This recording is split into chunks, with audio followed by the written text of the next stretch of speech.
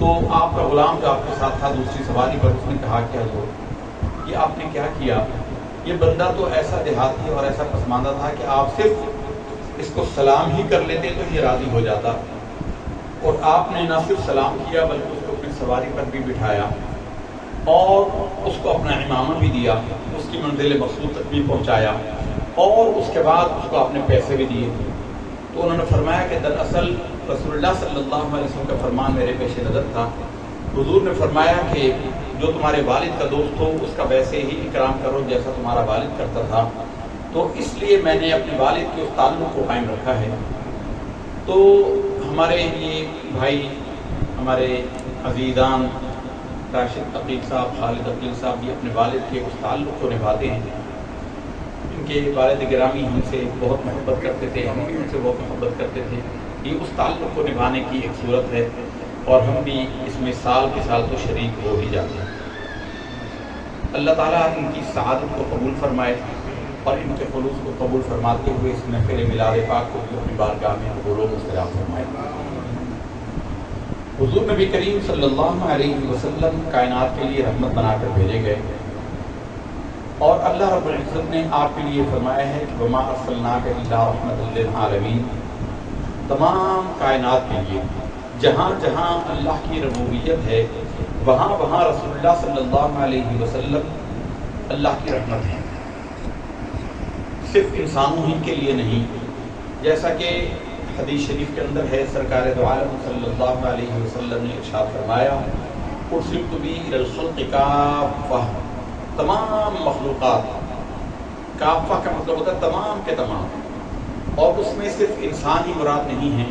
ارسلت be الی الخلق کافہ، تمام کائنات کے لیے، درختوں کے لیے، چرند اور پرند کے لیے، پہاڑوں کے لیے، ہر شے کے لیے اللہ تعالیٰ نے آپ کو بھیجا ہے رحمت بنا کر۔ قرآن مجید فرقان حمید میں بھی رب کریم نے یہی فرمایا تبارک الذی نزل الفرقان علی عبدہ لیکون للعالمین نذیرا، تمام کائنات کے لیے عالمین۔ اس موقع پر ہمیں ایک بات یاد آ رہی ہے، احمد دیدات ایک بزرگ گزرے ہیں، وہ بڑے عالم تھے، اور بالخصوص مناظرہ کے میدان میں ان کا نام، جیسے ہمارے معاشرے میں آج کل ذاکر نائک صاحب کا بڑا ذکر ہوتا ہے۔ احمد دیدات جنوبی افریقہ کے رہنے والے تھے اور انڈین تھے ویسے، لیکن افریقہ میں رہے اور انہوں نے بڑے مناظرے کیے، ان کے بڑے معرکۃ الآراء مناظرے ہوئے، اور عیسائیوں کے ساتھ، یہودیوں کے ساتھ، علماء کے ساتھ بین المذاہب مکالموں میں ان کا بڑا نام ہے۔ انہوں نے ایک مناظرے میں جب یہ مطالبہ پیش کیا گیا کہ ہر مذہب کا ماننے والا، یہودی، عیسائی اور مسلمان، تینوں آسمانی مذاہب کے جاننے والے اپنے اپنے مذہب کی حقانیت پر دلیل دیں، تو ترتیب زمانے کے اعتبار سے یہودی پہلے آیا۔ اس نے کہا کہ ہمارا مذہب سب سے پہلا ہے، اور ہماری کتاب تورات کے اندر بھی اللہ نے فرمایا ہے۔ پھر عیسائی کی باری آئی، اور پھر آخر میں احمد دیدات کی باری آئی۔ جب شیخ احمد دیدات کی باری آئی تو انہوں نے کہا کہ بات یہ ہے کہ میں بات شروع کرنے سے پہلے یہ وضاحت کر دوں کہ یہ دونوں بزرگ مجھ سے پہلے آئے ہیں، یہ اپنے دعویٰ کو ثابت نہیں کر سکے، یہ ناکام ہوئے ہیں۔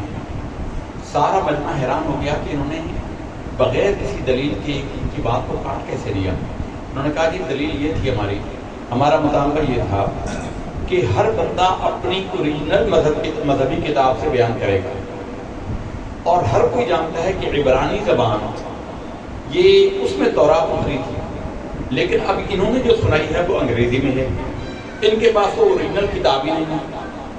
عیسائیوں نے جو انجیل سنائی، حضرت عیسیٰ پر جو انجیل نازل ہوئی وہ سریانی زبان میں تھی، اور انہوں نے انگریزی میں سنائی۔ ہمارا دعویٰ ہے کہ ہمارے نبی پر جو قرآن نازل ہوا جیسا نازل ہوا ویسے کا ویسا ہم آپ کو سناتے ہیں، اور عربی میں انہوں نے فصیح عربی میں فرمایا کہ چیلنج ہے قرآن مجید کا کہ جہاں سے مرضی لے آئیں، قرآن سے قرآن نسخہ نکال کر لے آئیں، زیر زبر پیش کا کسی نقطے کا فرق نہیں ہوگا، اور مجمع میں سے نعرہ تحسین بلند ہوئے۔ یہ احمد دیدات ہے۔ تو سرکار دو عالم نور مجسم صلی اللہ علیہ وسلم پر نازل ہونے والی کتاب قرآن مجید حضور نبی کریم صلی اللہ علیہ وسلم کے معجزے کی صورت میں ہمارے درمیان بنی ہے، اور قرآن مجید فرقان حمید کا اپنے بارے میں دعویٰ ہے۔ اللہ رب العزت نے ارشاد فرمایا ہے کہ اس کے اندر لا رطب ولا یابس الا فی کتاب مبین، کوئی خشک و تر شے ایسی نہیں ہے جس کا بیان اس میں نہ کیا گیا ہو۔ لا اصغر ولا اکبر الا فی کتاب مبین، کوئی چھوٹی اور بڑی شے ایسی نہیں جس کا بیان نہ کیا گیا ہو اس میں۔ اور اللہ رب العزت نے ارشاد فرمایا کہ تبیان لکل شیء، ہر شے کا کھول کر بیان اس کے اندر کر دیا گیا ہے۔ قرآن مجید حضور نبی کریم صلی اللہ علیہ وسلم کا معجزہ ہے، دیگر انبیاء کے بھی بڑے معجزے ہوئے، ہمارے نبی صلی اللہ علیہ وسلم کے بھی بڑے معجزات ہوئے، آپ کے سامنے ہی ہے۔ عیسیٰ علیہ السلام لوگوں کو کہتے ہیں کہ لوگوں جو تم نے گھر میں کھایا، جو تم نے گھر میں جمع کیا، میں تمہیں بتاتا ہوں۔ اب آج لوگ نبی کریم صلی اللہ علیہ وسلم کے علم پر جھگڑنا شروع کر دیتے ہیں اور کہتے ہیں کہ حضور کا علم غیب نہیں۔ اب آپ بتائیں کہ کیا اللہ نے یہ قرآن میں نہیں بتایا حضرت عیسیٰ کے بارے میں کہ انبئکم بما تأکلون وما تدخرون فی بیوتکم، میں تمہیں بتاتا ہوں کہ تم کیا کھا کر آئے ہو گھروں سے اور اپنے گھروں میں کیا جمع کر کے آئے ہو۔ اب بتائیے، پہلے غیب کی تعریف جان لیجیے، غیب کیا ہے؟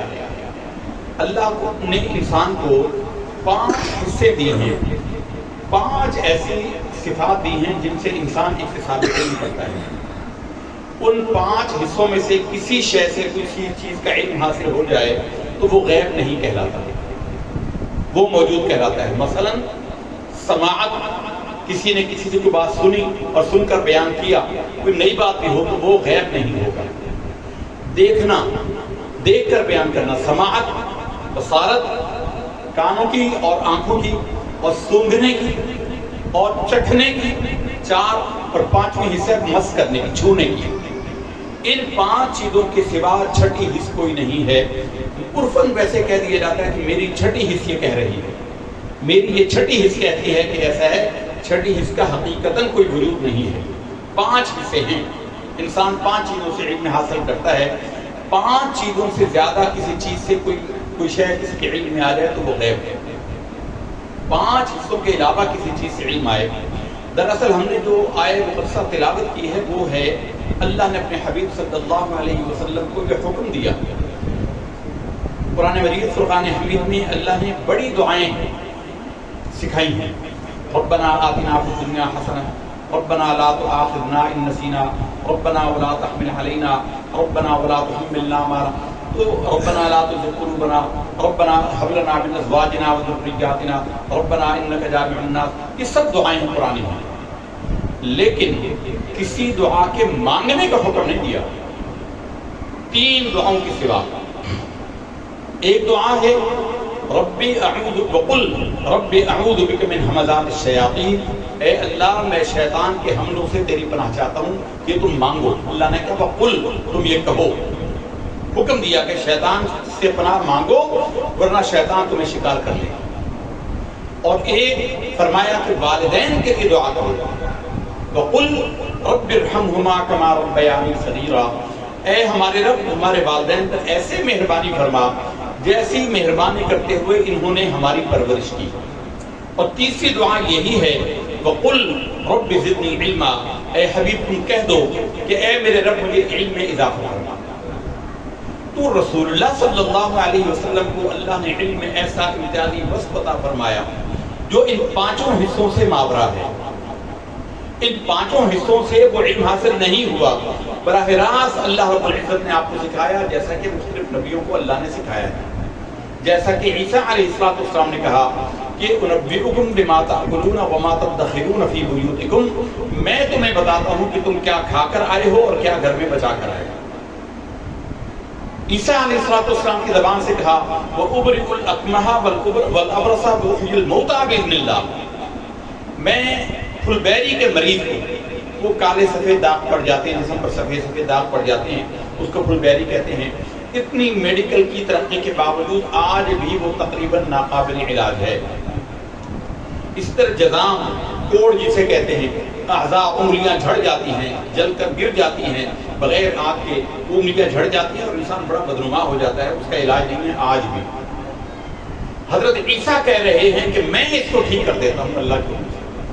ہاتھ پھیرتے تھے، آپ کا نام نامی تو عیسیٰ ہے، ہاتھ پھیرتے تھے، ہاتھ پھیرنے کے عمل کو کہتے ہیں مسح کرنا۔ ہم کہتے ہیں نا سر پہ مسح کی، نماز میں مسح کرتے ہیں، وضو میں۔ مسح کا مطلب ہوتا ہے چھونا۔ یہ مریض کو چھوتے تھے اس لیے ان کا نام مسیح ہوا۔ اس میں مسیح جو ہے یہ آپ کا لقب ہے. مسیح کا مطلب ہوتا ہے چھونا. یہ مریض کو چھوتے تھے اور وہ ٹھیک ہو جاتا تھا. اور مرے ہوئے کو کہتے تھے قم باذن اللہ اور وہ کھڑا ہو جاتا. مرے ہوئے کو کہتے قم باذن اللہ، اللہ کی طرف سے کھڑا ہو جا، تو میت کھڑی ہو جاتی. اسی طرح فرماتے ہیں کہ میں مٹی سے پرندہ بناتا ہوں، مٹی سے کھلونے کی شکل کا پرندہ بناتا ہوں، اسے پھونک مارتا ہوں وہ ہوا میں اڑنے لگ جاتا ہے. یہ عیسیٰ ابن مریم کی شان اللہ نے قرآن میں بیان کی ہے. کسی مولوی نے، کسی نے قصہ کہانی گھڑ کر بیان نہیں کیا. اور نبی کے معجزے میں ایک بات یہ ضرور ہوتی ہے کہ یہ حقیقت ہوتی ہے، جادو کے برعکس کہ جادو انسان کے خیالات کو تبدیل کرتا ہے، حقیقت کو تبدیل نہیں کرتا. قرآن مجید فرقان حمید میں موسیٰ علیہ السلام کے واقعات میں بیان ہوا ہے کہ جادوگروں نے رسیاں ڈالی، وہ لوگوں کو ایسا محسوس ہوا جیسے سانپ دوڑ رہے ہیں، حقیقتاً وہ سانپ نہیں تھے. اور جب موسیٰ علیہ السلام نے اپنا عصا ڈالا وہ اژدہا بن گیا، اور فلما رآہا تہتز کأنہا جان، وہ بن گیا تو اژدہا. اور اژدہا جنہوں نے دیکھا ہے وہ جانتے ہیں کہ بہت قوی الجثہ ہوتا ہے، بہت طاقت کا، بہت بڑے جسم کا ہوتا ہے، پورے سموچے گھوڑے کو نگل جاتا ہے، پورے بندے کو نگل جائے، اتنا موٹا ہوتا ہے. لیکن وہ دوڑ نہیں سکتا تیز، وہ تیز نہیں دوڑ سکتا، وہ آہستہ آہستہ چلتا ہے جھومتا ہوا، اس کا وزن اتنا ہوتا ہے. لیکن قرآن مجید میں حضرت موسیٰ کے معجزے کو معجزہ در معجزہ بیان کیا. فلما رآہا تہتز، تم اس کو دیکھتے ہو گویا کہ وہ اژدہا ہے، لیکن کأنہا جان، دوڑتا ہے ایسے جیسے بالکل پتلا سانپ آگ بجلی کے کوندے کی طرح دوڑ جاتا ہے. یعنی معجزے کے اندر معجزہ، اژدہا ایسا دوڑ نہیں سکتا. اور وہ قلب ماہیت ہوئی اس کی، وہ عصا حقیقتاً اژدہا بن گیا اور ساری رسیوں کو نکل گیا. یعنی نبی کا جو معجزہ ہوتا ہے وہ حقیقت ہوتا ہے، وہ مجازی نہیں ہوتا، کنائے میں نہیں ہوتا، یا ایسا کہ لوگ اس کو سمجھیں ایسے لیکن حقیقت ویسی نہ ہو. بلکہ نبی کے معجزے کی خصوصیت یہ ہوتی ہے کہ وہ قلب ماہیت ہو جاتی ہے. یہ انبیاء کرام کے معجزے کی حقیقت ہے. ہمارے نبی کا جو سب سے بڑا معجزہ ہے، معجزے کے پھر آگے دو قسمیں ہیں، حسی ہوتا ہے اور عقلی ہوتا ہے. ہمارے نبی کو اللہ نے حسی معجزات بھی عطا کیے. دیہاتی آیا، شکاری تھا، گو شکار کر کے لے کے جا رہا تھا. گو چھپکلی کی قسم کا ایک بڑا جانور ہے، دیہات کے لوگ اسے اچھی طرح جانتے ہیں، ہم نے بھی دیکھا ہوا ہے. بڑا طاقتور جانور ہوتا ہے. اور قدیم زمانے میں جو ہمارے شہر ملتان کے اندر چھوٹی چھوٹی گلیاں ہیں، اتنی تنگ گلیاں ہیں کہ دو بندے آپس میں کراس نہیں کر سکتے. ہندوؤں کے بنے ہوئے مکانات ہیں، تنگ تنگ گلیاں ہیں، وہ چھوٹی ٹائلوں سے، لاہور میں بھی ہیں لیکن ملتان میں ہم رہے تو ہم نے دیکھا. اور مکان ہوتے تھے 3-3 4-4 منزلہ. تو جو چور ہوتے تھے اس گوہ کو اس کی کمر کے ساتھ رسی باندھتے تھے اور اس کو اوپر پھینکتے تھے نیچے سے. 3 منزلہ 4 منزلہ مکان ہے، اس کو اوپر جو پھینکتے تھے تو گو اپنے پنجے اتنی مضبوطی سے گاڑتی تھی کہ بندہ لٹک کر اس کے ساتھ چھت پر چلا جاتا تھا، وہ پنجہ نہیں چھوڑتا. اتنی طاقتور پنجہ ہوتا ہے اس کا. تو وہ عرب کھاتے تھے. عربوں کے ہاں بلکہ فقہ شافعی کے ہاں ابھی بھی کھائی جاتی ہے، جائز ہے اس کا کھانا. سانپ بھی فقہ شافعی میں کھایا جاتا ہے، جائز ہے ان کے. تو وہ گو شکار کر کے لا رہا تھا.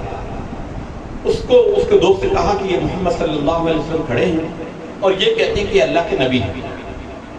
تو وہ آیا، اس نے کہا کہ آپ ہیں؟ تو کہتے ہیں کہ آپ اللہ کے نبی ہیں. فرمایا کہ ہاں میں اللہ کے نبی ہوں. تو کہا کہ دیکھیے میں تو علم کی باتیں تو جانتا نہیں، ہم بیان کر رہے ہیں کہ ہمارے نبی کو حسی معجزات دیے گئے اور یہ حدیث کی صحیح کتابوں میں یہ واقعہ درج ہے. انہوں نے کہا کہ میں تو زیادہ باتیں نہیں جانتا، میں تو یہ جانتا ہوں کہ اگر آپ اللہ کے سچے نبی ہیں تو میری یہ مری ہوئی گو جو ہے اس بات کی گواہی دے کہ آپ اللہ کے رسول ہیں تو نہ مانیں. اب رسول اللہ صلی اللہ علیہ وسلم سے کہا کہ یار یہ کہتے ہماری طرح کیا اگر کوئی عقل ہوتی تو فرماتے کہ یار یہ کیا بات تو کر رہا ہے، یہ مری ہوئی گو ہے، یہ اس کا میری نبوت سے کیا تعلق. لیکن آپ صلی اللہ علیہ وسلم فرمایا کہ اگر یہ گو گواہی دے دے پھر تو کیا کرے گا. انہوں نے کہا میں کلمہ پڑھ لوں گا. حضور نے اشارہ کیا اور کہا کہ گو ضب کہتے ہیں اسے، یا ضبہ، اے ضب، اے گو بتا اس کائنات کا رب کون ہے. تو گو نے فصیح عربی میں شکار کی ہوئی مری ہوئی گو نے کلام کیا اور اس نے کہا کہ میں اللہ میرا بھی رب ہے اور ساری کائنات کا بھی رب ہے. پھر حضور نے اس سے پوچھا کہ اچھا ہے گو تو میرے بارے میں بتا میں کون ہوں. اس نے کہا جو ساری کائنات کا رب ہے، جو میرا بھی رب ہے، جو آپ کا بھی رب ہے، میں اسی کی قسم کھا کر کہتی ہوں کہ آپ اسی کے بھیجے ہوئے رسول ہیں. تو وہ دیہاتی حضور کے قدموں پر گر گیا اور اس نے کلمہ پڑھا، مسلمان ہو گیا. ایسے بے شمار واقعات ہیں. چاند کے 2 ٹکڑے کرنا قرآن مجید میں بیان ہوا ہے. اقتربت الساعة وانشق القمر، قیامت قریب آ گئی، چاند 2 ٹکڑے ہو گیا. پتھروں نے کلمہ پڑھا، اونٹ نے فریاد کی. یہ حصی معجزات ہیں. معجزے کی ایک ہے، اور وہ جتنے معجزات ہیں، عیسیٰ کے ہوں، موسیٰ کے ہوں، خود ہمارے نبی کے صلی اللہ علیہ وسلم، وہ ہم نے کتابوں میں پڑھے ضرور ہیں اور ہمارے ایمان کا حصہ ہیں. ہم ان میں شک کریں گے تو مسلمان نہیں رہیں گے. لیکن ہم نے وہ دیکھے نہیں ہیں. ہم نے وہ دیکھے نہیں ہیں. ہمارے نبی صلی اللہ علیہ وسلم کا ایک معجزہ ہے جو عقلی ہے، جو آج بھی موجود ہے اور تا قیامت موجود رہے گا، وہ ہے قرآن. جن کا دعویٰ تھا ہم ہی ہیں اہل زبان. یہ عرب اپنے آپ کو عرب کہتے ہی اس لیے تھے. لفظ عرب کا مطلب ہی متکلم ہوتا ہے، بولنے والا. عرب کہتے تھے ہم اہل زبان ہیں، ہم ہی دنیا میں بولنے والے ہیں. اور عرب اپنے سوا پوری دنیا کو عجم کہتے تھے. اور لفظ عجم کا معنی ہے گونگا. یہ کہتے تھے ساری دنیا گونگی ہے، انگریزی ہوں، ہندی ہوں، فارسی ہوں، کوئی بھی ہے، وہ عجم ہے. ہم ہیں عرب، ہم ہیں بولنے کے ماہر. ان کے سامنے چیلنج کے طور پر قرآن مجید پیش کیا گیا اور کہا گیا کہ فَأْتُوا بِسُورَةٍ مِّن مِّثْلِهِ، اس کی مثل ایک صورت ہی تو لے کر آ جاؤ. ایک صحابی نے جب 7 شاعروں کے بڑے بڑے کلام بیت اللہ میں آویزہ کیے گئے، سبع معلقات ان کو کہتے ہیں، تو حضرت عبداللہ بن مسعود رضی اللہ تعالیٰ عنہ نے حضور نبی کریم صلی اللہ علیہ وسلم سے اجازت چاہی اور قرآن مجید کی مختصر ترین صورت، 3 آیتوں کی صورت، اِنَّا أَعْطَيْنَاكَ الْكَوْثَرَ فَصَلِّ لِرَبِّكَ وَانْحَرْ إِنَّ شَانِئَكَ هُوَ الْأَبْتَرُ. یہ وہاں پر لکھ کر لٹکا دی.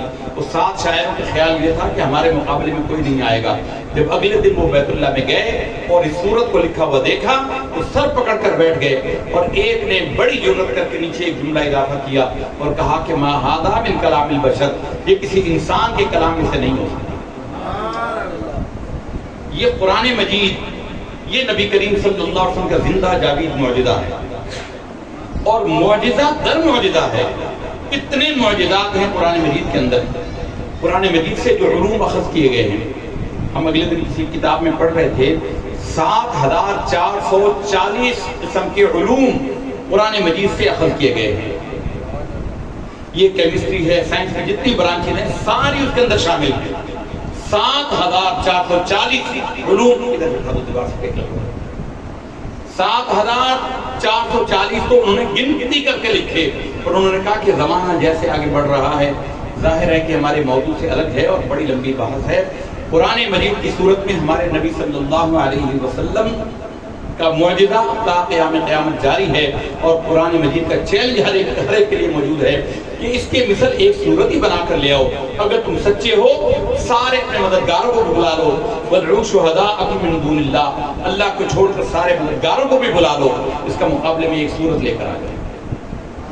کوئی نہیں لا سکا، کوئی نہیں لا سکے گا اور قیامت تک نہیں لا سکے گا. فَإِن لَّمْ تَفْعَلُوا وَلَن تَفْعَلُوا، تم نہیں کر سکو گے اور پھر کہہ دیتے کہ ہرگز نہیں کر سکو گے، تو پھر اس کو مان لو. تمام علوم ہمارے نبی صلی اللہ علیہ وسلم کا جو ورثہ ہے وہ ہے علم. ہمارے نبی صلی اللہ علیہ وسلم کو اللہ نے ایسا علم عطا فرمایا، ایسا علم عطا فرمایا. حضور نے جو دعا کی رب زدنی علما، اس کا اللہ نے ظہور ایسا کیا. قرآن مجید میں ایک آیت ہے، یا ایھا الذین آمنوا لا تسألوا عن اشیاء ان تبد لکم تسؤکم وان تسألوا عنها حین ينزل القرآن تبد لکم عفا اللہ عنہا. اے ایمان والو، میرے نبی سے جو تم سوال کرو اس میں سوچ سمجھ کر کرو.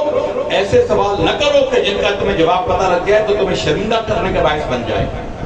ہمارا نبی تمہیں بتا دے گا حین ينزل القرآن تبد لکم، جب تک قرآن نازل ہو رہا ہے اور ہمارے نبی کی پوری حیات ظاہری کے اندر قرآن نازل ہوتا رہا.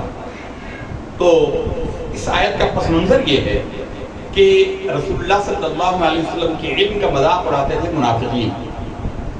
حضور کے علم کا منافقین مذاق اڑاتے تھے. کوئی آ کر کہہ دیتا کہ جناب میرا اونٹ گم ہو گیا ہے، اگر آپ اللہ کے سچے نبی ہیں تو بتائیں وہ اونٹ کہاں ہے؟ اب آپ خود بتائیے کہ اس کا علم سے کیا تعلق ہے؟ لیکن وہ منافق تھے، حضور کے علم مذاق اڑانے کے لیے نبی ہیں، نبی کا لفظی معنی ہے غیب کی خبر دینے والا، تو غیب کی خبر تو بتائیے ہمارا اونٹ کہاں ہے؟ کوئی کہتا کہ میں منڈی میں جا رہا ہوں، بتائیے میں یہ سودا کروں گا مجھے منافع ہوگا یا نہیں؟ ایک دن آپ صلی اللہ علیہ وسلم جلال میں آ گئے اور آپ کھڑے ہو گئے اور آپ نے فرمایا کہ لوگوں مجھے پتا ہے کہ میرے علم کا لوگ مذاق اڑاتے ہیں اور میرے علم پر باتیں کرتے ہیں، آج میں تمہیں کہہ رہا ہوں سلونی ما شئتم، جو چاہتے ہو آج مجھ سے پوچھ لو، میں تمہیں بتا دوں گا، جو چاہو آج پوچھ لو۔ اب ایک صحابی کھڑے ہوئے حذیفہ، انہوں نے کہا کہ یا رسول اللہ صلی اللہ عبداللہ کھڑے ہوئے بچے تھے، کہا یا رسول اللہ صلی اللہ علیہ وسلم اگر آپ اللہ کے نبی ہیں تو بتائیے میرے والد کا نام کیا ہے؟ ظاہر انہیں اپنے والد کا نام تو پتا تھا، لیکن وہ چاہتے تھے کہ کوئی اور میرا والد نہ ہو، میری والدہ کا کوئی گناہ نہ ہو، تو انہوں نے کہا کہ یا رسول اللہ میرے والد کا نام بتائیے۔ حضور نے فرمایا کہ تو حذیفہ کا بیٹا ہے، تیرا والد حذیفہ ہے۔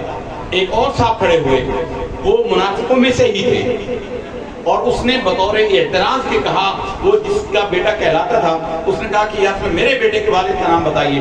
حضور نے بتایا کہ اس کا بیٹا نہیں جس کا تو کہلاتا ہے، بلکہ تو فلاں کا بیٹا۔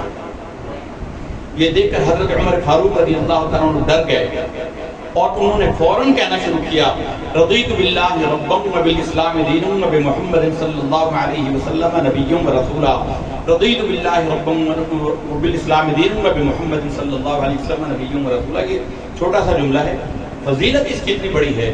حضور نے فرمایا کہ جو اذان کی آواز سن کر یہ کلمات دہرا دے، اللہ تعالیٰ اس پر جنت کو واجب کر دیتا ہے۔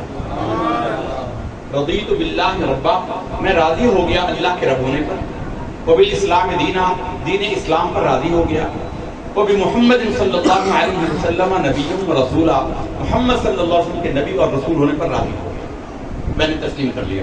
تو یہ جملے جب انہوں نے بار بار دہرائے تو حضور نبی کریم صلی اللہ علیہ وسلم کا غضب ختم ہوا، تب یہ آیت نازل ہوئی، لا تسألوا عن اشیاء ان تبد لکم تسؤکم، میرے نبی سے ایسے سوال نہ کرو جن کا جواب پھر تم پر گران گزرے، تم شرمندہ ہو۔ وہ حذیفہ جب گھر گئے تو ان کی والدہ نے اسے پکڑ لیا، بیٹے عبداللہ کو پکڑ لیا اور کہا بیٹے آج تو نے اپنی ماں کو رسوا کرنے میں کوئی کسر چھوڑی ہی نہیں۔ عورتیں ایام جاہلیت میں تو بڑے بڑے گناہ کر لیتی تھیں، جیسا کہ وہ منافق رسوا ہوا، تو نے تو آج اپنی ماں کی رسوائی میں کسر ہی نہیں چھوڑی تھی، اگر میں نے گناہ کیا ہوتا تو آج تو اس کو پردہ فاش کر دیتا، لوگوں کے سامنے اپنی ماں کو رسوا کر دیتا، خبردار آئندہ ایسا نہ کریں۔ تو ہمارے نبی صلی اللہ علیہ وسلم کی فضیلت علم یہ ہے کہ اللہ نے آپ کو کسی شے کا علم ما کان بما یکون، جو کچھ ہو چکا، جو کچھ ہونا ہے تا قیام قیامت، اللہ نے سارے علم آپ کو عطا کر دیا۔ بخاری شریف کی حدیث ہے، مستدرک میں اسے بیان کیا گیا ہے کہ حضرت عبداللہ بن عمر ایک صحابی ہیں، فرماتے ہیں کہ ایک دن رسول اللہ صلی اللہ علیہ وسلم نے ہمیں فجر کی نماز پڑھائی اور ہمیں ہماری طرف منہ کیا اور ہمیں روکا، ہم بیٹھ گئے، حضور نے ہمیں لوگوں کے احوال بیان کرنا شروع کیے اور بیان کرتے کرتے کرتے کرتے ظہر کا وقت ہو گیا، آپ صلی اللہ علیہ وسلم نے پھر ظہر کی نماز پڑھائی، پھر ہماری طرف منہ کیا اور پھر آپ نے قیامت تک کے احوال بیان کرنا شروع کیے، کرتے کرتے کرتے کرتے عصر کی نماز کا وقت ہو گیا، پھر رسول اللہ صلی اللہ علیہ وسلم نے عصر کی نماز پڑھائی، پھر ہمیں روکا اور پھر حضور نے ہمارے سامنے بیان کرنا شروع کیا، یہاں تک کہ مغرب کی اذان ہو گئی۔ وہ فرماتے ہیں کہ اللہ کی قسم ہم میں سے جس کو زیادہ بڑا عالم وہی تھا جس کو رسول اللہ صلی اللہ علیہ وسلم کو باتیں یاد رہتی ہیں۔ اور ایک حدیث میں ہے کہ سرکار دو عالم صلی اللہ علیہ وسلم نے اپنی امتیوں کے نام ان کے باپ کے ناموں کے ساتھ بیان کیا، یہاں تک کہ جنتیوں کو جنت میں اور دوزخیوں کو دوزخ میں داخل کر دیا۔ ایک صحابی ہیں حضور کے، حذیفہ بن الیمان، وہ حذیفہ ہیں حذیفہ بن الیمان، یہ رسول اللہ صلی اللہ علیہ وسلم کے صاحب السر کہلاتے ہیں، حضور کے رازدار کہلاتے ہیں۔ سر کا معنی رازدار، اصل میں رسول اللہ صلی اللہ علیہ وسلم کی نسبت سے جس صحابی کو جو کام ملا وہ اسی نام سے معروف ہو گیا۔ حضرت سیدنا بلال کا لقب کیا ہے؟ مؤذن رسول اللہ، مؤذن، اللہ کے رسول کے مؤذن، اللہ کے رسول کے مؤذن۔ اور بخاری میں ہے ان کی شان کیا ہے مؤذن رسول اللہ کی، بات آتی ہے تو ہمارا دل کرتا ہے کہ کچھ بات آپ کو بتا دیں. آپ نے بڑا انتظار کیا. سب نے ٹریفک ہی بڑا جام کیا. تو ہمارے قریب سے ہی جام ہو گیا, ڈال مل کے پیچھے سے راشد ناز روڈ کے شروع سے, پھر گلیوں سے گھومتے گھومتے گھومتے گھومتے ہم آئے اور آگے پھر جام ہو گیا, پھر آگے جام ہو گیا. تو اس طریقے سے میں آنے میں لیٹ ہوا, آپ کو انتظار کرنا پڑا. تو جس کا ذکر آتا ہے ہمارا دل کرتا ہے کہ تبرک کے طور پر ایک ایک بات چھوٹی چھوٹی آپ کے سامنے بیان کرتے ہیں. رسول اللہ صلی اللہ علیہ وسلم سحری فرما رہے ہیں, مولا علی حضور کے ساتھ میں سحری فرما رہے ہیں. روزہ بند کرنے کا وقت آ گیا. حضرت سیدنا بلال بن ابی رباح مؤذن رسول اللہ یہ حضور کے پاس آئے اور کہا لقد اصبحت یا رسول اللہ صلی اللہ علیہ وسلم, یا رسول اللہ صبح کا وقت ہو گیا, کھانا پینا بند کر. حضرت بلال یہ کہہ کر, وہ پاس ایک عورت تھی اس کے مکان کی چھت پر چڑھ کر اذان دیتے تھے. یہ جب اذان دینے کے لیے چڑھے تو انہیں خیال آیا کہ پتہ نہیں حضور نے کھانا پینا بند کیا ہے کہ نہیں. یہ واپس آئے, پر واپس آئے تو دیکھا کہ آپ صلی اللہ علیہ وسلم تناول فرما رہے ہیں, کھانا کھا رہے ہیں.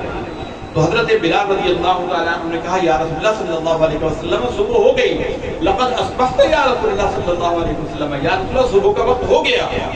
تو آپ صلی اللہ علیہ وسلم نے فرمایا اللہ کی قسم اگر یہ بلال اللہ کی قسم کھا کر مجھے نہ کہتا تو کبھی صبح ہوتی ہی نہیں.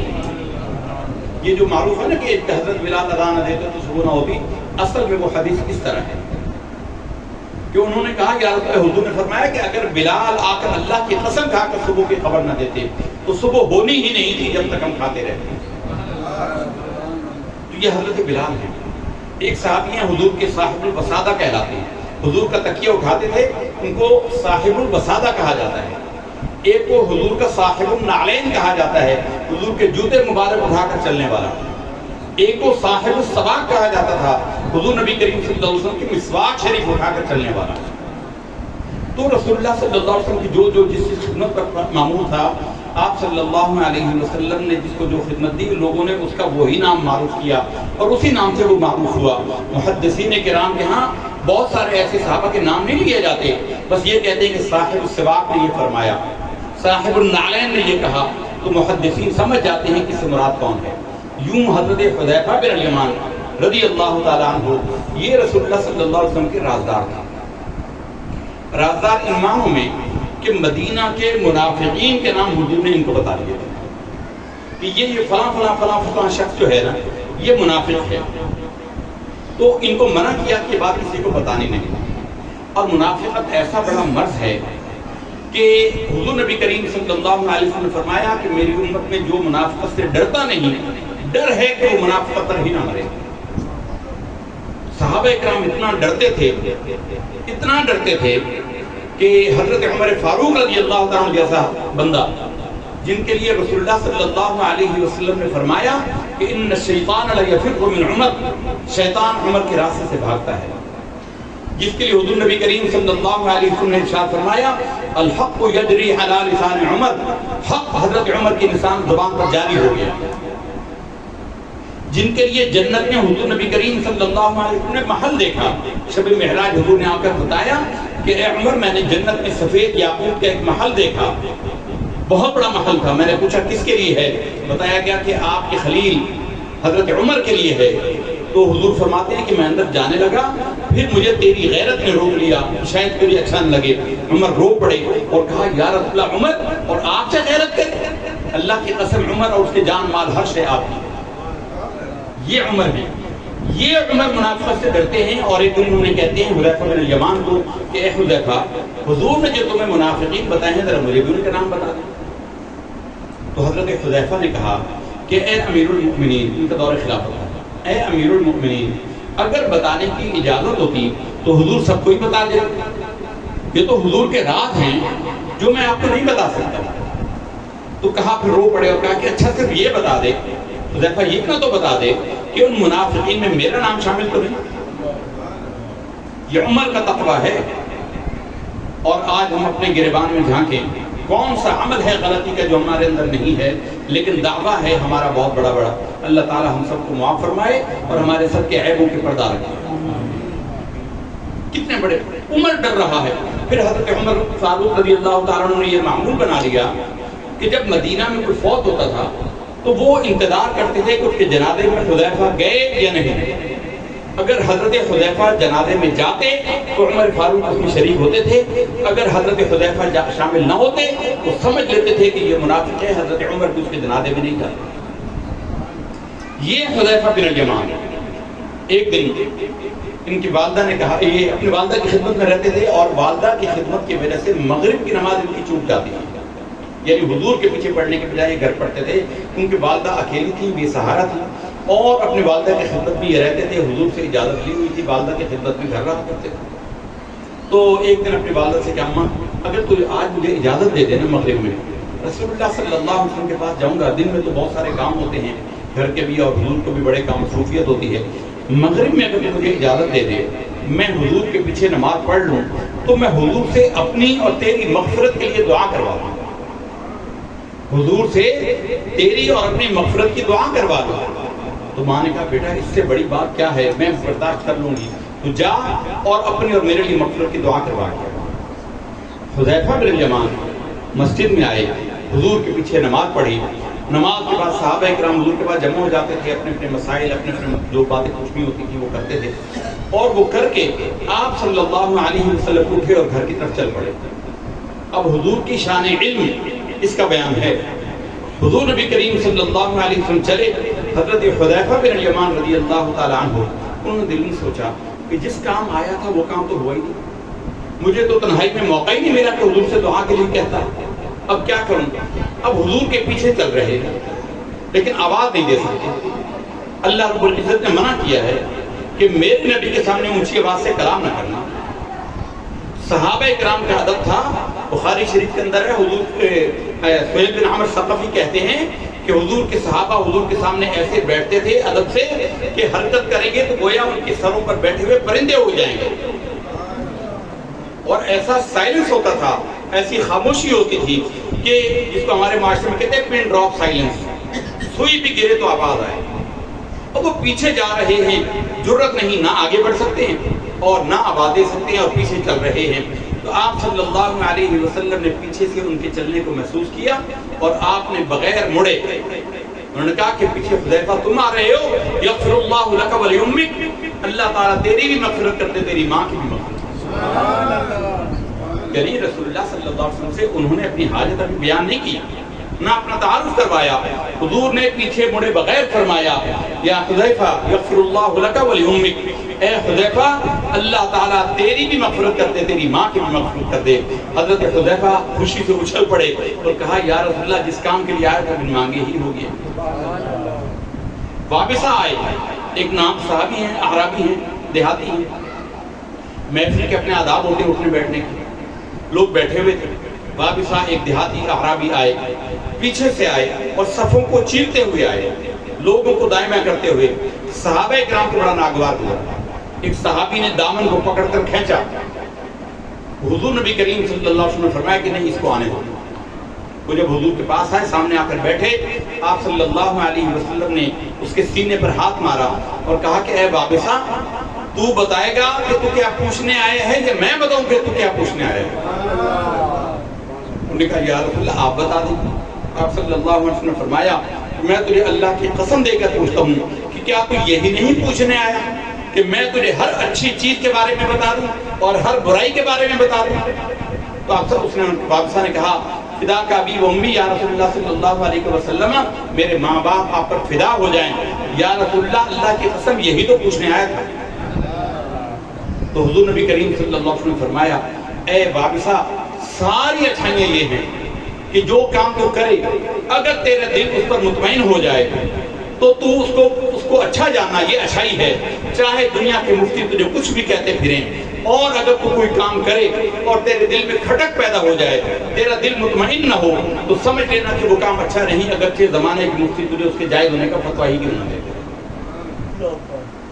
تو محترم حاضرین، چونکہ رات کافی بیت گئی ہے، آپ نے بڑا انتظار بھی کیا ہے، مختصر یہ ہے کہ پنجابی کے ایک شاعر نے بڑی خوبصورت بات کی ہے، علم تینوں رب اینا دیتا، علم تینوں رب اینا دیتا جڑا عقلاں وچ نہ آوے۔ یہ عقل میں آنے والی باتیں نہیں ہیں، اور عقل خدا تینوں اینی دیتی جڑی علماں وچ نہ آوے۔ حضور کو اللہ نے ایسا فہم عطا کیا، ایک صحابی آئے، ان کے ہمسائے نے ان کو بڑا تنگ کیا تھا، اسلام میں ہمسایوں کے بڑے حقوق بیان کیے گئے. ہمسایوں کے حقوق میں اتنی تاکید کی. ایک دفعہ ایک صحابی حضور سے ملنے جا رہے تھے, سامنے سے سرکار تشریف لا رہے تھے, وہ حضور کو کسی نے روک لیا. کسی نے آ کر حضور سے باتیں شروع کی, حضور رک گئے. اب یہ صحابی دور رک گئے کہ حضور نے تنہائی میں شاید کوئی بات کرنا ہو, آپ صلی اللہ علیہ وسلم علیہ دین کو بات کرنا چاہتے ہیں. تو یہ کھڑے ہو گئے, اور وہ صاحب جو آئے تھے حضور سے اتنی باتیں کر رہے ہیں, اتنی باتیں کر رہے ہیں کہ آپ صلی اللہ علیہ وسلم سب نے بڑا سن رہے ہیں, خاموشی سے سن رہے ہیں اور کچھ نہیں بول رہے. کافی دیر کے بعد وہ صاحب چلے گئے. اب حضور بھی چلے اور یہ حضور کی طرف چلے. حضور کے قریب جا کر انہوں نے حضور کو سلام کیا. آپ صلی اللہ علیہ وسلم سب نے اڑائے آ رہے تھے, آپ نے سلام کا جواب دیا. تو ان صاحب نے کہا, یا رسول اللہ یہ کون تھا, اس نے تو آپ کو اتنا تھکا دیا, اتنی دیر آپ کو روکے رکھا. آپ صلی اللہ علیہ وسلم نے فرمایا کہ تم نے اسے دیکھا؟ انہوں نے کہا ہاں یا رسول اللہ میں نے دیکھا. کمال ہو گئی, انہوں نے اتنی دیر آپ کے روکے رکھا. حضور نے فرمایا تم پہچانتے ہو وہ کون تھا؟ انہوں نے کہا نہیں یا رسول اللہ میں نہیں پہچانتا. آپ نے فرمایا کہ وہ جبریل تھے جو مجھے ہمسایوں کے حقوق میں بتا رہے تھے. ہمسایوں کے حقوق کے اس نے مجھے اتنی تلقین کی اللہ کی طرف سے کہ مجھے اندیشہ ہو گیا کہ کہیں ہمسائے کو جائیداد میں شریک نہ کر دیا جائے. ہمسائے کے ایسے حقوق ہیں. تو ایک صاحب شکایت لے کر آئے اپنے ہمسائے کی, اللہ تعالیٰ برے ہمسائے سے محفوظ فرمائے.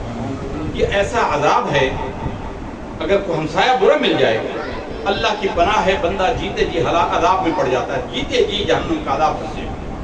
ایک بزرگ کا مکان وہ بیچنا چاہ رہے تھے, ان کا ہمسایہ بہت اچھا تھا. تو مثال کے طور پر ہم فرض کر لیتے ہیں کہ مکان 1 کروڑ کا تھا, تو انہوں نے کہا میں مکان 2 کروڑ کا بیچوں گا. جو مارکیٹ ویلیو تھی اسے ڈبل بیچتے تھے. لوگوں نے کہا یار اس کی ویلیو تو 1 کروڑ ہے, آپ 2 کروڑ کا کیوں بیچتے ہیں؟ انہوں نے کہا 1 کروڑ میرے مکان کی برت ہے اور 1 کروڑ اچھی ہمسائیگی کی قیمت ہے. اچھے ہمسائے سے بڑی کوئی نعمت بھی نہیں, اور برے ہمسائے سے اللہ تعالیٰ سے پناہ دے. اللہم انا نعوذ بک من جار السوء, اے اللہ ہمیں بری ہمسائیگی سے بچانا. ایک شخص کا ہمسایہ بڑا برا تھا, بہت ہی اذیت دیتا تھا, بات بات پر شکوے شکایتیں لڑائی جھگڑے ان کو پریشان کر کے رکھا ہوا تھا. حضور کے پاس آئے وہ ان کے ہمسائے اور کہا یا رسول اللہ ہمسائے نے بڑی تکلیف کی ہوئی ہے, بڑا پریشان کرتا ہے, یا رسول اللہ مجھے اس کے جواب دینے کی اجازت دے. حضور نے فرمایا تجھے اجازت نہیں ہے. عقل تینوں رب انی دیتی جڑی علمہ بیچنا آوے. عقل کا استعمال حضور کے علم کی تو بتا دیا. عقل کا عالم یہ تھا, دنیا جہان کی عقلیں تولی جائیں, سرکار کی عقل کے برابر نہیں ہو سکتی. تو حضور نے اجازت نہیں دی. 1 دفعہ 2 دفعہ 3 دفعہ, جب 4تھی دفعہ آئے انہوں نے کہا یا رسول اللہ جینا حرام ہو گیا, بڑا مشکل ہو گیا. وہ بات ہی نہیں آتا, بات بات پر اذیت دیتا ہے, کوڑا میرے گھر کے سامنے ڈال دیتا ہے, باہر نکل تو جھگڑے کرتا ہے, ذرا سا تو معاملہ ہو جائے جھانکنے تانکنے کی عادت ہے. بہت ساری انہوں نے شکایتیں کی. آپ صلی اللہ علیہ وسلم نے فرمایا کہ اچھا اگر تو تنگ ہو گیا, جواب تو پھر بھی نہیں دے سکتا, اگر تو تنگ آ گیا ہے تو تو یوں کر کے اپنے گھر کا اسباب دروازے کے باہر رکھ لے, جو آتا جاتا تو اس سے پوچھے کہ بھئی گھر کا سامان کہاں نکال لیا, کہاں جا رہے ہو, تو صرف اتنا بتا دینا کہ یار ہمسائے نے بڑا تنگ کیا اس وجہ سے جا رہا ہوں. یعنی اس کی شکایت بھی نہیں کی, اس کی برائی بھی نہیں کرنی, حقیقت بتا دینی ہے کہ اس کی تنگی کی وجہ سے میں جا رہا ہوں. اب ان صحابی نے اپنے گھر کا سامان باہر رکھا, اب جو گزر رہا ہے وہ پوچھے کہ بھائی صاحب کہاں جا رہے ہو؟ تو انہوں نے کہا کہ بھئی یار ہمسائے کی شر سے جا رہا ہوں, انہوں نے بڑا تنگ کیا. 2 3 4 6 بندے, جو سنتا وہ ہمسائے کو برا بھلا کہتا ہے کہ اتنے اچھے بندے کو اتنا تنگ کیا ہوا ہے. 5 7 بندوں نے جب اس سے پوچھا اور ہمسائے کی مذمت کی تو ہمسایہ باہر آیا, اس نے ہاتھ جوڑے, اس نے کہا جی بس مجھ سے جو ہو گیا آپ معاف فرما دیں, آج کے بعد آپ کو کبھی تنگ نہیں کروں. یہ حضور نے عقل کے ذریعے علاج کیا. حضور کو اللہ نے ایسی عقل, ایسی فہم اور فراست دی تھی. تو آپ کا حجر اسود کے رکھنے کا واقعہ کسے بھولتا ہے؟ 35 سال جب اعلان نبوت بھی نہیں کیا, حجر اسود بیت اللہ کی تعمیر ہوئی اور اس کی تعمیر میں جھگڑا ہو گیا کہ حجر اسود کون رکھے گا. ہر قبیلہ چاہتا تھا ہم رکھیں گے ہم رکھیں گے. تو انہوں نے کہا, لڑائی تھی ان کے درمیان, جنگ ہونے والی تھی, تلواریں نکل آئی تھیں. تو کسی بڑے نے کہا کہ اچھا ایسے نہ کرو, کل کا دن رکھ لو, یہ جو تم فریق ہو تم حرم میں آ کر بیٹھ جانا, اور جو سب سے پہلا بندہ حرم میں تمہارے علاوہ آئے اس کو حکم مان لینا, اس کو فیصلے کا کہہ دینا, جو فیصلہ وہ کر لے گا اس کو مان لینا. تو سب نے اس کو مان لیا. اگلے دن سارے سحری کے وقت میں آ کر بیٹھ گئے. سورج ٹوٹنے سب سے پہلے کون آتا ہے؟ تو رسول اللہ صلی اللہ علیہ وسلم. ابھی اعلان نبوت 35 سال حیات دائمی کے ہیں. حضور آئے تو سب نے نعرہ لگایا, جاء صادق الوعد الامین, صادق الوعد الامین آ گئے، حضور جو فیصلہ کریں گے وہ سب کو منظور ہوگا۔ آپ صلی اللہ علیہ وسلم اس وقت دیکھیے کیسی فراست کا مظاہرہ کیا، آپ نے چادر کو بچھایا، حجر اسود کو اس کے اوپر رکھا اور سارے قبیلے والوں کو کہا کہ اس کو چادر کو پکڑو۔ سب نے چادر کو اٹھایا، حجر اسود اٹھایا، جب موجودہ جگہ تک پہنچا آپ صلی اللہ علیہ وسلم نے اپنے دست مبارک سے اٹھا کر اس کو نصب کر دیا۔ تو حضور کے علم کی بھی کوئی مثال نہیں ہے، حضور کے حسن کی بھی کوئی مثال نہیں ہے، حضور کے جمال کی بھی کوئی مثال نہیں ہے، حضور کی فہم و فراست کی بھی کوئی مثال نہیں ہے۔ اللہ تعالیٰ سے دعا ہے کہ سرکار دو عالم نور مجسم صلی اللہ علیہ وسلم کے معجزہ عظیمہ قرآن مجید، ہم نے بتایا نا ایک ایک بات کے اندر معجزہ، ہم آپ کے سامنے ایک بات کو 2 یا 3 دفعہ مسلسل دہرائیں نا ایک وقت میں تو آپ اکتا جائیں گے کہ یار مولوی صاحب نے کیا رٹتا لگا، سن تو لی یہ بات اب کچھ اور کریں۔ لیکن ہم دن اور رات کے 5 وقت کی نمازوں میں ہر رکعت کے اندر سورہ فاتحہ پڑھتے ہیں، ہماری طبیعت اکتاتی نہیں ہے۔ کون سا دنیا کا کلام ہے جس کے اتنا پڑھنے سے انسان کی طبیعت میں اکتاہٹ محسوس نہ ہو؟ یہ قرآن کا معجزہ ہے، یہ رسول اللہ صلی اللہ علیہ وسلم کا معجزہ ہے۔ اور اسی طریقے سے کوئی ایسا کلام کسی زبان کا، انگریزی سب جانتے ہیں، عبارت پڑھ سکتے ہیں، یہ چھوٹا بچہ اردو تو لکھی ہوئی پڑھ ہی سکتا ہے، نہ سمجھے 1 بار 2 بار 3 بار پڑھے اس کا مطلب اسے سمجھ نہیں آ رہا، 2-4 بار کے بعد پڑھ نہیں سکتا۔ ہمیں عربی سمجھ نہیں آتی لیکن قرآن مجید کو پڑھنے سے طبیعت سیر ہوتی ہی نہیں۔ یہ قرآن الحمد سے لے کر والناس سے کیا بات کریں گے، یہ تدبر میں بات آگے بڑی ضروری بات ہے ایمانیات کے حوالے سے۔ قرآن مجید الحمد سے لے کر والناس تک، سورۃ الفاتحہ سے سورہ ناس تک ہم یہ بتاتے ہیں، ہمارے امام نے ہمیں بتایا، امام عمر بیضاوی کہتے ہیں القرآن کلام اللہ ویشتمل علی نعت محمد صلی اللہ علیہ وسلم، قرآن کیا ہے؟ اللہ رب العزت کا کلام ہے لیکن اللہ کے نبی کی نعت پر مشتمل ہے۔ اب ہم ایک جگہ گئے، گلشن اقبال میں ہمارے ایک دوست تھے، فوت ہو گئے، عتیق الدین صدیقی، PTCL میں تھے، فوت ہو گئے، جماعت اسلامی سے ان کا تعلق تھا، ان کے گھر میں درس ہو رہا تھا، خیر وہ اس میں بڑی گستاخیاں کر رہے تھے، وہ بے ادب تو ان کے اندر ہے، یہ بے ادبی بڑی کرتے ہیں، ان کو ادب کا پتہ ہی نہیں، یہی بنیادی فرق ہے ہمارا اور ان کا جھگڑا ہی۔ تو خیر ہم نے تو وہ تو جو بتایا، انہوں نے کہا مولوی صاحب باقی باتیں چھوڑو، آپ یہ کہتے ہو کہ قرآن مجید الحمد سے لے کر والناس تک حضور کی تعریف پر ہے؟ ہم نے کہا جی ہمارا یہی کہنا ہے۔ کہنے لگے کہ قرآن مجید میں فرعون کا ذکر بھی ہے، قارون کا ذکر بھی ہے، کافروں کا ذکر بھی ہے، حامان کا ذکر بھی ہے، اور بھی بہت سارے کافروں کا ذکر ہے، تو ان کافروں کے ذکر میں حضور کی تعریف کیسے ہے؟ اور یہ ہر بندے کے ذہن میں سوال آتا ہے۔ لوگ اس کو کہتے ہیں کہ علماء جو یہ کہتے ہیں کہ قرآن حضور کی نعت پر مشتمل ہے تو یہ اپنی حسن عقیدت کا اظہار کرتے ہیں، اس کا حقیقت سے کوئی تعلق نہیں۔ ہم نے کہا کہ قرآن کس کا کلام ہے؟ انہوں نے کہا جی اللہ کا کلام ہے۔ ہم نے کہا کہ اللہ تعالیٰ کیا مکہ میں رہنے والا ہے یا مدینہ کے رہنے والا ہے؟ کہ یہ کیا بات کی مولوی صاحب، اللہ تو کہیں بھی نہیں رہتا، وہ تو جہاں ہے اس کو پتہ ہے اس کے مقام کا، لیکن وہ اس طرح کے رہنے سے پاک ہے، نہ اللہ مکی ہے نہ مدنی ہے۔ ہم نے کہا قرآن کی صورتیں یا مکی ہیں یا مدنی ہے، تو قرآن مکی یا مدنی کیسے ہو گیا؟ اللہ کا کلام ہے تو اللہ تو نہ مکی ہے نہ مدنی ہے، ساری کائنات میں رب ہے، تو قرآن مکی اور مدنی کیسے ہو گیا؟ ہم نے کہا یہی نبی کی نعت ہے کہ نبی مکہ میں ہے تو قرآن مکی ہو گیا، اور نبی مدینہ میں ہے تو قرآن مدنی ہو گیا۔ قرآن مکی اور مدنی ہے، کوئی صورت مکی ہے کوئی مدنی ہے، تو قرآن کیسے مکی اور مدنی ہو گیا؟ یہ نبی کی نسبت سے قرآن مکی اور مدنی ہوا، یہ ہے حضور کی تعریف۔ اور حضرت موسیٰ کلام اللہ لینے کے لیے، تورات لینے کے لیے کہاں جاتے تھے؟ طور پر۔ اچھا لوگ اسے کہتے ہیں کوہ طور۔ کوہ طور کہنا ایسا ہی ہے جیسے کوئی کہے کہ لیلۃ القدر کی رات یا شب قدر کی رات یا آب زمزم کا پانی۔ آپ کا مطلب پانی ہی ہے نا، تو یا تو زمزم کا پانی کہیں یا آب زمزم کہیں۔ لیلہ رات کو کہتے ہیں، لیلۃ القدر کہیں قدر کی رات، یہ شب قدر، شب فارسی میں رات کو کہتے ہیں، تو ایک ہی ہے۔ اب شب قدر کی رات کہنا تو ایک اضافی بات ہے نا۔ طور عبرانی زبان میں پہاڑ کو کہتے ہیں، طور عبرانی زبان میں پہاڑ کو کہتے ہیں، اور اس خاص پہاڑ پر حضرت موسیٰ جاتے تھے اللہ سے کلام لینے کے لیے۔ جب اللہ سے کلام کی حاجت ہوتی یہ وہ اس پہاڑ پر جاتے تھے۔ لیکن ہمارے نبی کی شان یہ ہے، قرآن حضور کی نعت ہے، اللہ کا کلام ہے۔ ہمارے نبی کی شان یہ ہے، حضور میدان کے اندر ہے، قرآن میدان میں نازل ہو رہا ہے۔ حضور گھر کے اندر ہیں، قرآن گھر کے اندر نازل ہو رہا ہے. حضور بستر پر ہیں، قرآن بستر پہ نازل ہو رہا ہے. کہاں موسیٰ پہاڑ پر جا رہے ہیں، حضور حضرت ام المؤمنین سیدہ عائشہ صدیقہ کے بستر میں ہیں اور قرآن وہاں نازل ہو رہا ہے. تو اس سے بڑھ کر حضور کی تعریف تمہیں کیا ہو؟ اس سے بڑھ کر الحمد سے والناس تک قرآن حضور کی تعریف کیا ہو سکتا ہے؟ پھر یہ دیکھو قرآن مجید میں جہاں وقف کیا جاتا ہے، سانس لیتے ہیں، وہاں ایک گول دائرہ ہوتا ہے، اسے آیت کہتے ہیں. آیت کا لفظی معنی ہے نشانی. یہ اصل میں گول تار ڈالی جاتی تھی، عربی میں گول تار ڈالی جاتی تھی، 2 نقطوں والی تار، گول قطع مدبرہ کہتے ہیں. تو آہستہ آہستہ پھر عوام کی سہولت کے لیے تا کے نقطے ہٹا دیے گئے، پھر آخر میں گول دائرہ کر دیا گیا. آخر میں گول دائرہ کر دیا گیا. آیت کا مطلب ہے نشانی اس بات کی کہ یہاں پر آپ وقف کر سکتے ہیں، یہاں پر رک سکتے ہیں. اللہ کو تعالیٰ کو کیا سانس لینے کی حاجت تھی؟ اللہ تعالیٰ کو سانس آتی ہے اور اللہ کی سانس ٹوٹ جاتی تھی، اللہ نے وہاں پر وقف کیا. یہ اللہ کے نبی نے وقف کیا تو قرآن کی نشانی بن گئی. قرآن ایسے اللہ کے نبی کی تعریف ہے کہ حضور نے جہاں پر وقف کیا وہ وقف ہو گیا. رکوع ہوتا ہے، رکوع کی عربی کے ایبریویشن کا ایک الگ قاعدہ ہے. عربی میں ایبریویشن کا قانون یہ ہے کہ عموماً فرسٹ پرائرٹی میں جملے کا آخری حرف جو ہوتا ہے اس کو علامت کے طور پر، ایبریویشن کے طور پر استعمال کیا جاتا ہے.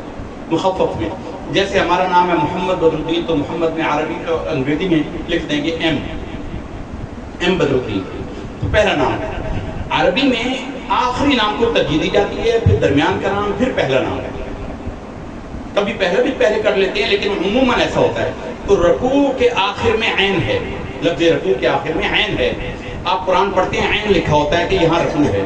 یہ رکوع اللہ رکوع کرتا تھا، یہ اللہ کے نبی رکوع کرتے تھے. جہاں حضور نے رکوع کیا وہ رکوع ہو گیا، جہاں وقف کیا وہ آیت ہو گئی. تو الحمد سے لے کر والناس کا بھی ہمارا وقت بہت کم ہے. زیریں زبریں پیشے ایک ایک نقطے کے بارے میں غور کریں. آپ قرآن کے حضور کی تعریف پڑھیں، آپ کو حضور کی شان کا الگ پتہ جائے گا.